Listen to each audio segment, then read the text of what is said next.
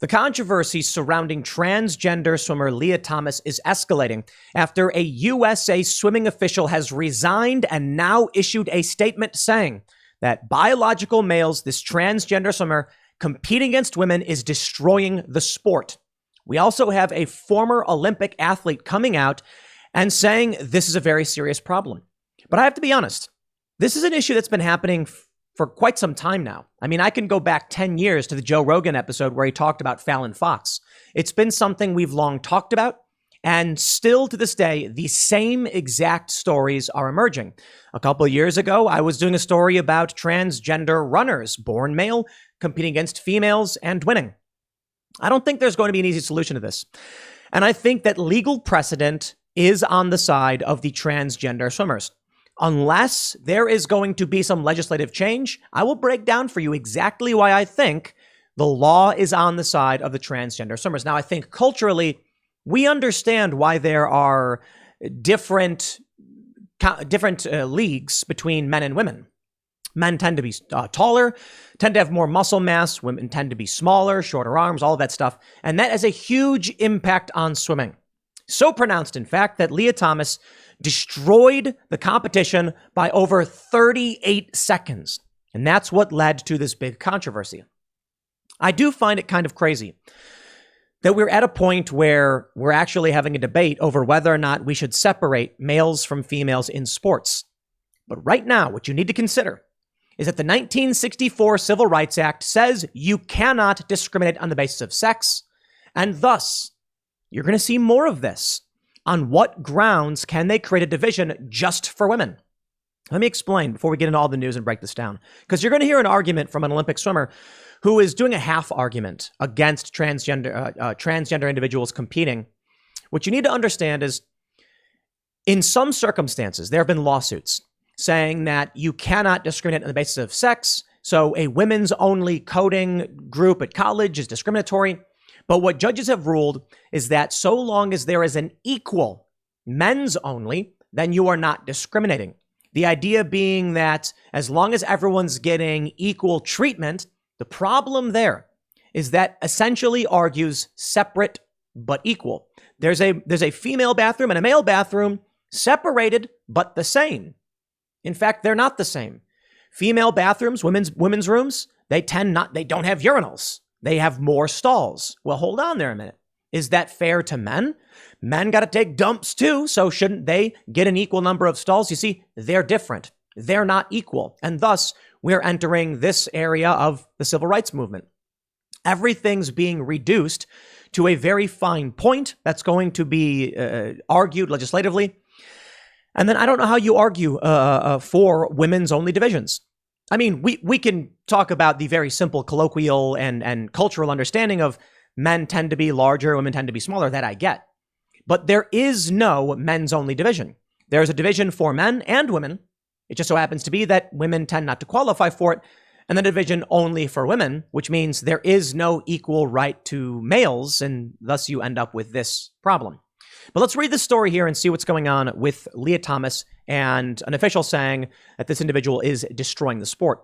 The Daily Mail reports, the statement for women is you do not matter. USA swimming official who resigned in protest of trans athlete Leah Thomas says she is destroying women's swimming.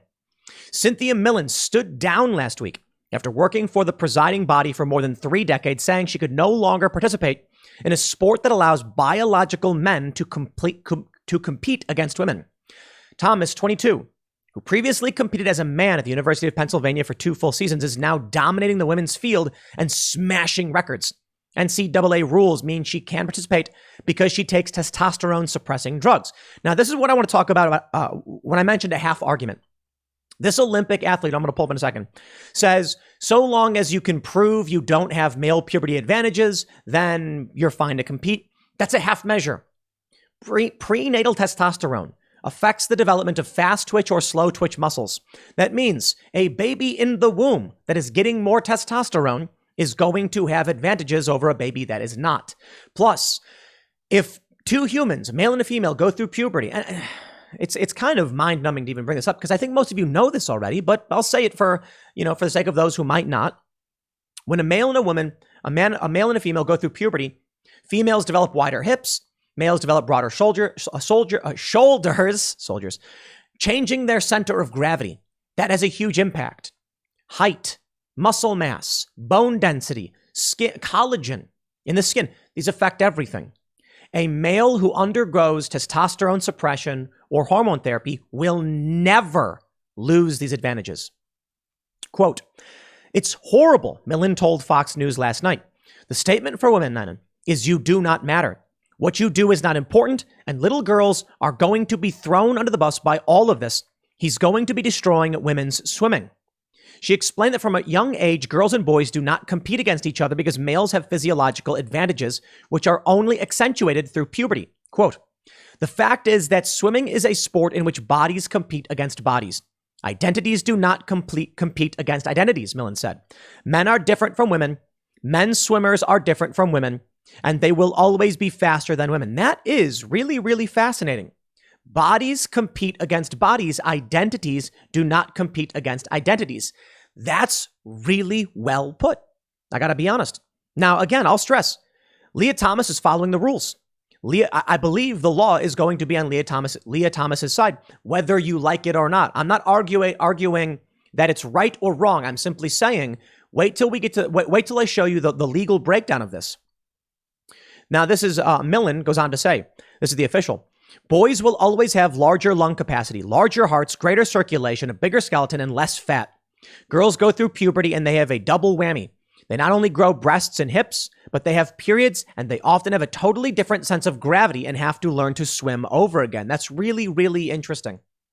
One of the things that I've researched when it comes to skateboarding is I wondered why there were differences between, say, ollie height, jump height in skateboarding, and the skills between males and females.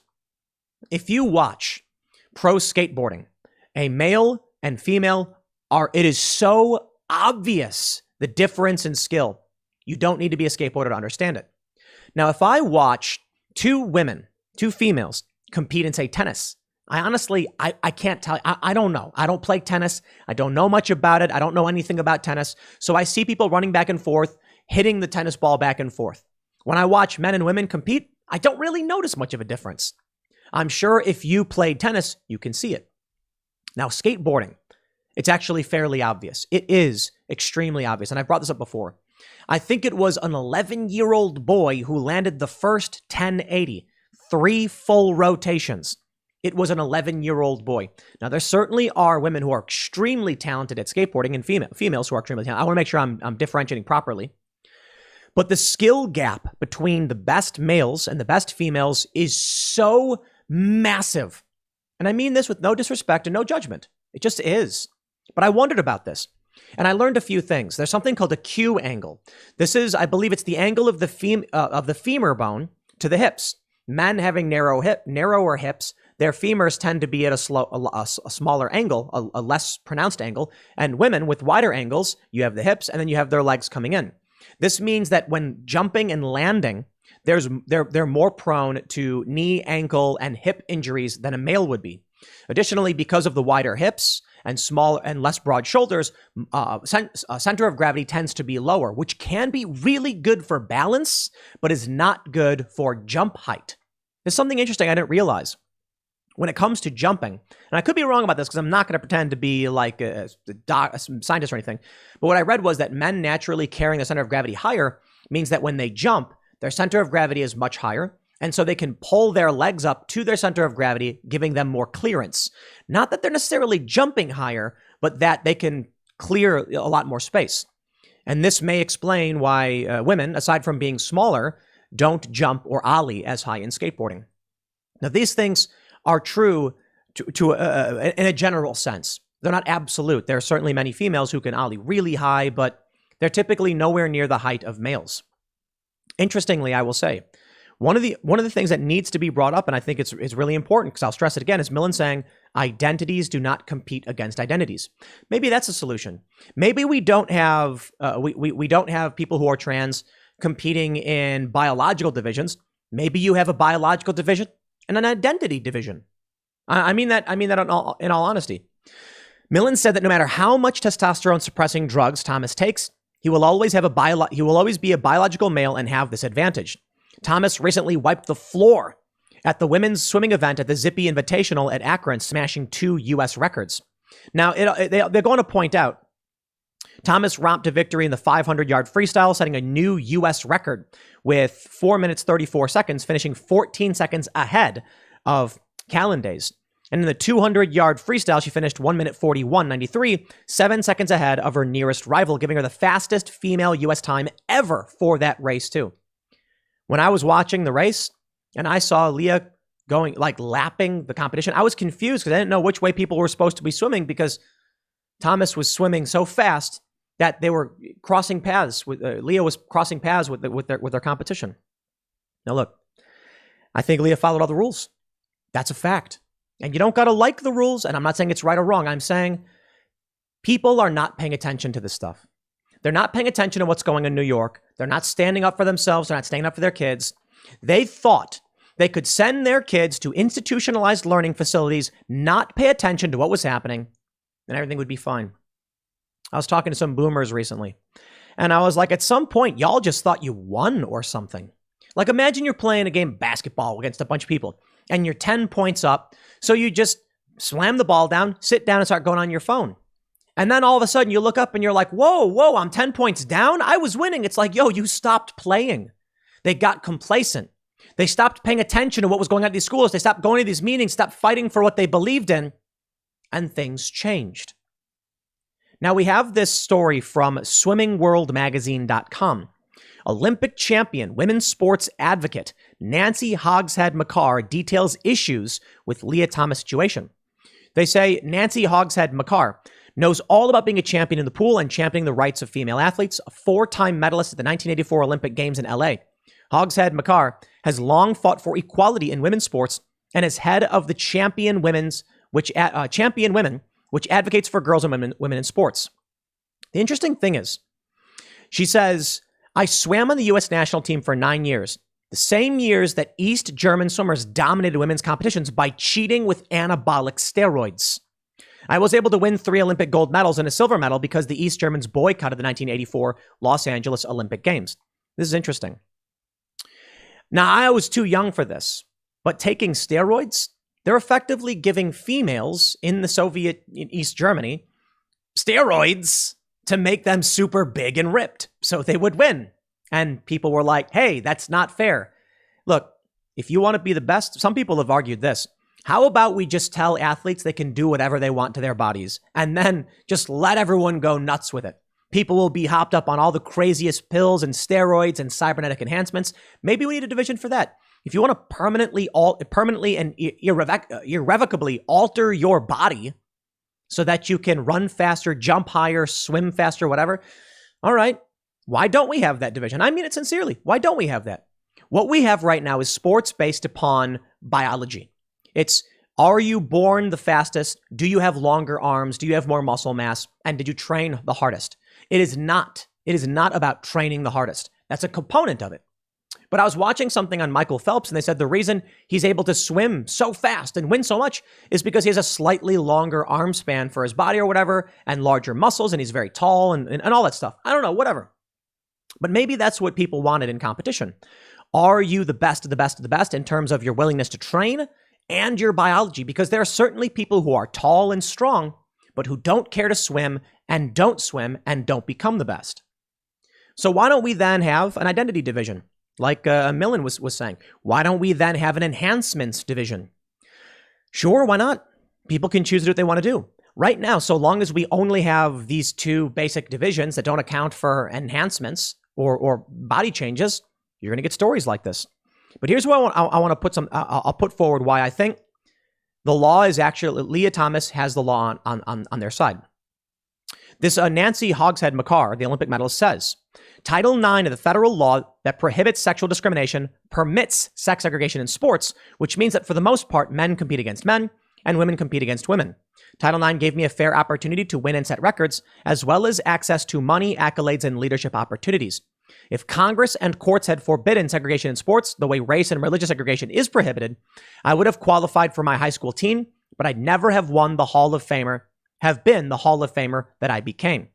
So right now, what I mean when I say the law is on the side of Leah Thomas is that there is a strong argument that if you can't discriminate on the basis of sex, you can't bar a transgender person from competing in any division they want, so long as they qualify and meet those standards. Now, of course, as we understand it, Title IX has actually been used to protect women over men in many circumstances. This is where things start to become murky and muddy, and I'm not going to pretend to be a legal scholar on this, but Title IX was cited ad nauseum when women were complaining that there was assault on campuses and they weren't being treated fairly. And this resulted in many young men being falsely accused in high-profile stories, kicked out of schools over a preponderance of evidence, not definitive proof, not reasonable doubt, just literally like, well, you know what, you were at a party and she says you did it, so you did it, get out. That's what Title IX was doing. Here's the issue I have. If people are going to argue that Title IX also means that men must be protected, then we have this clash when it comes to segregation in sports.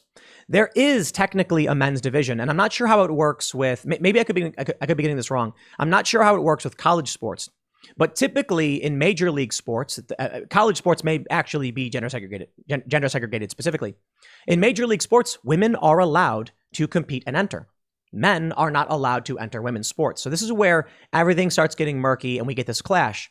I'm not going to pretend this is the apocalypse, though. I think it just needs to be litigated and then we work through it.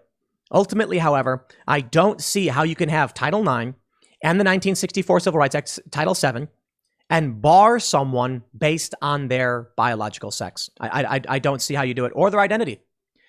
Culturally, we get it. And this is the point that I make very often, that culturally, we enforce things or don't enforce things. Laws are irrelevant. We can have a law on the books, and we may then enforce it if the culture is willing to. But we have many laws on the books that are old and archaic that we don't enforce. So this, I see going one direction. Nancy Hogsmeade-McCarr says, trans women should compete with biological women so long as they can demonstrate that they have lost their sex-linked male puberty advantage prior to competition in the women's category, and that is impossible. Now, she says Leah Thomas cannot make that demonstration. While she's apparently been complying with NCAA rules requiring hormone therapy for over 2.5 years now, she is still competing at an unfair advantage. How do we know? The average differential in the men's and women's A standard times for NCAA championship qualification is 11.41%, meaning the women's times are 11% slower than the men's qualification times. About the same differential occurs if you're looking at almost any group of swimmers, swimming records or qualification times between men and women, including regional swimming. We get it. So the gaps between men and women are generally larger in the sprints than they are in the long distance events. So how big is that 11% advantage in swimming times for male swimmers? Enormous. To put in perspective, Olympic superstar Michael Phelps held just a 0.08% of an advantage over his U.S. teammate and rival Ian Crocker in the 2004 Olympics. But Phelps held a 12.62% advantage over the women's gold medalist, Australian Petria Thomas, more so than the average. Leah Thomas, however, is not 11% slower. She's only 2.6% slower than she was pre-transition in the 200-yard freestyle. So what we're getting right now from this former Olympic athlete, or Olympic gold medalist, is that so long as someone is slower, none of this makes sense. I'm sorry. None of that makes sense. And it just says to me that the future, unless there's some real litigation and legislative changes, the future will be more transgender males competing against females, but not the other way around. We are not going to see transgender biological females becoming men, transitioning to become compete in the men's division. I don't see that happening, and for a lot of reasons. She goes on to say that it's not fair. It's not fair, sure, but I don't think it matters. There needs to be. I suppose if you really want to keep the biological sexes segregated, then there has to be a law stating, or something specific stating that this division is for biological females only. I don't see how you do that the way things are going. Maybe the right actually mobilizes. Maybe parents start standing up, but you got to understand how few people know and care about this stuff. You got to be honest. The reason it's happening, and it's been happening for 10 years or longer, to be honest, it's because nobody knows, nobody cares. Now, certainly you have officials, you have experts, you have medalists coming out and saying these changes, there must be changes to this. But you're going to get the left, you're going to get the family and friends of Leah Thomas saying no. So what happens then? Well, Leah Thomas is following the rules. Parents could have been involved in school board meetings. They weren't. And people come to me saying, like, how are they supposed to know? No. How are they supposed to know? There are currently people serving on school boards, serving at these universities. They know. Why is it that when it comes to institutional power, for some reason, moderates, independents, libertarians, conservatives just don't know about it, but the left does? I'm sorry. That's because the left is paying attention. It's because they're getting active and they're fighting for the causes they want. At a certain point, all of us, in whatever space this is, stopped paying attention. Sat down in the middle of the ball game thinking, we got this in the bag and we don't got to do anything. And then before we knew it, we were 10 points down. That's the point. So if you want to see these changes, you got to go run for the school board. You got to get active. You've got to challenge the rules. But for the time being, Leah Thomas is following all the rules. Now, of course, this Nancy Hogshead McCarr is advocating for a rule change. Okay, by all means, advocate for the rule change. You have this other individual, this official, stepping down. That just likely means a leftist official will step up. So long as this is the case, I don't see this going the other direction. I'm not saying it's pessimism. I'm not saying to be pessimistic or optimistic. I'm just saying this is what seems to be happening. Are people going to stand up and wake up? I really do not believe so. Again, not trying to be pessimistic. I'm just saying, you'd think after 10 years, Joe Rogan, the biggest podcast in the world, talks about Fallon Fox and the MMA breaking a woman's skull. Fallon Fox was the biological born male transgender woman competing against other females and dominating, not always winning. I think Fallon Fox lost once due to grappling, and Joe Rogan brings that up. Like women can put a man in submission, but striking power and reach and all that stuff is greatly increased for biological males. That was almost 10 years ago, wasn't it? So where are people to speak up and pay attention to what's going on? You're not. If people aren't going to pay attention, they're going to lose. If you are standing on a battlefield and there's an ideological war going on and the other side is running to claim the center of the field and hold their ground, and you sit down and twiddle your thumbs, you will lose. So what can you do? Well, I tell you this, man. Vote in your local elections, vote in the primaries, talk to your friends, share videos like this, and express your opinions.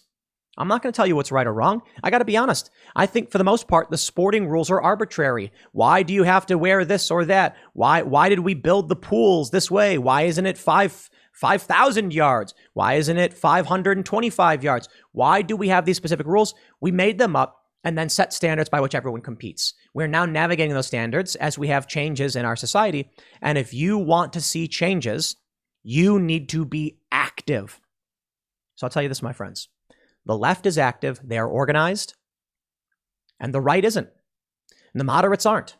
The independents aren't. So let me show you one thing. One thing really quickly. From timcast.com. Majority of Americans agree there are only two genders. Yeah? Is that surprising to anybody? No. But this also means the majority of people are not active in politics. They're not speaking up at school meetings. They're not getting active at their universities. They're not taking these jobs. I don't know what they're doing, but they're not here. And if that's the case, these changes will happen unless you stand up and say, hey, maybe we don't want changes like this.